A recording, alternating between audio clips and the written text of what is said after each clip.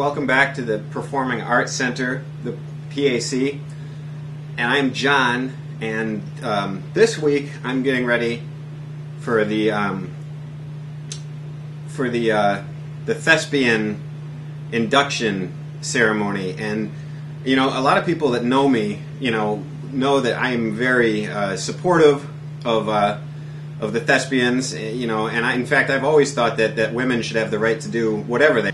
One of the things that we need to do for the induction ceremony is set up some microphones. They're going to be doing a show, a musical type show for the ceremony, and we have microphones.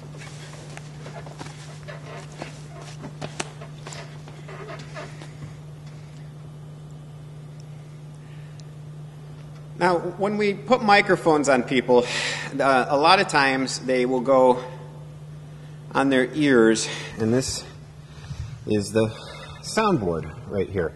You can see right there, that is what we call a microphone.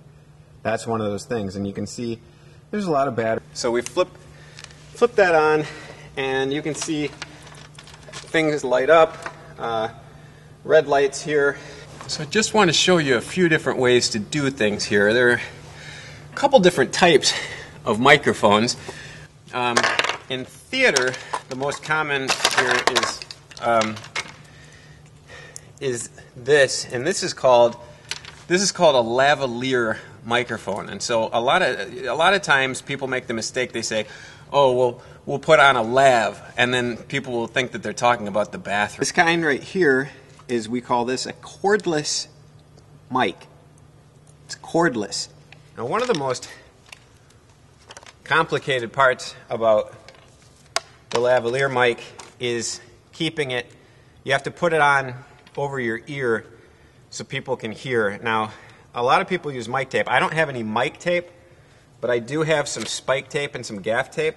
And so what we're going to do is kind of hold this up here, and we'll just, take a nice little bit of tape. One of the tricks to good theater, as opposed to amateur theater, is you want to make sure that people can't see the tape that's holding the microphone on. I don't have a mirror up here, so I'm going to just have to go by guessing and kind of by intuition. And once you've done this job as long as I have, it's really, it's not that difficult to figure out what you need to do.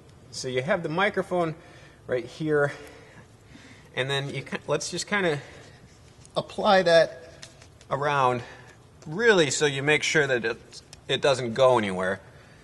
And that feels pretty sturdy.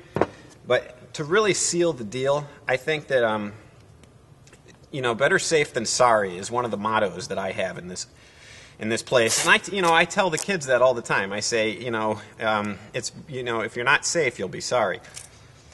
So we take a little bit more of this and just kind of really attach it, not quite enough there probably. Get a little extra there. Okay. Once you're all hooked up and plugged in, you turn the microphone pack on. Mainly what you want to do at this point is always turn the microphone off when you're not on stage, because if you leave it on, chances are somebody might bring it up and they'll hear everything you say backstage. In fact, I remember when I was a kid, I was at high school, and one of the girls there said that she was, available and she was interested in me. And then, I went out with her, I think for 2 weeks it lasted. And then I broke up with her because she wanted me to come over to her house and play the piano and have a birthday party. And after that, a bunch of her friends used to kind of chase me around and really scare me. One of them threatened to beat me up a lot. Okay, so the microphone's turned on. We have a nice green light there, so we know that it's working.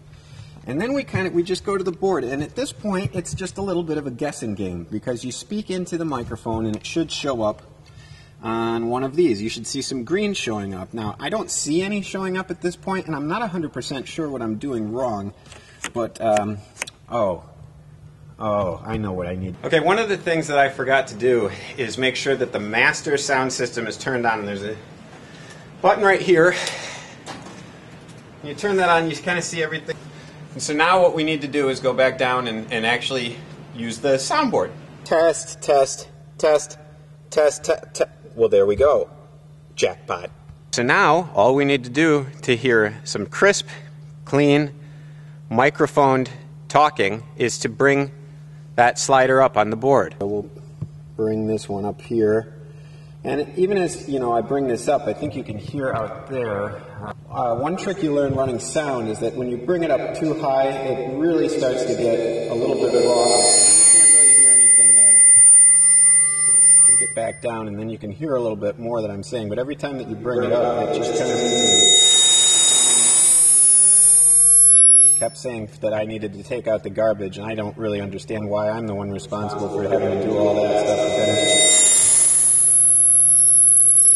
Okay, one last thing that I do want to touch on is what you've seen so far is the lavalier microphone, but they also have a lapel mic, or I call it a tie mic because I clip it to my tie. I don't have any lapel or tie mics right now, but I do have this handheld mic. So what you want to do is you find any part where this could fit, kind of maybe right there, and then that kind of where it should be.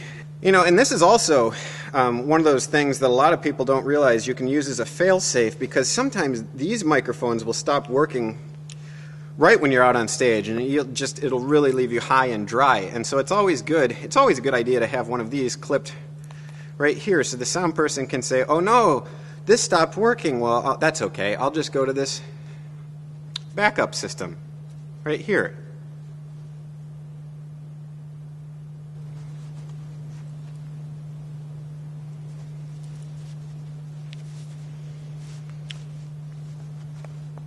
Thank you for joining me again and finding out about how sound works, and learning a little bit more about the theater. Next time we'll go down and we'll explore underneath in the trapdoor to the tunnels. Thank you.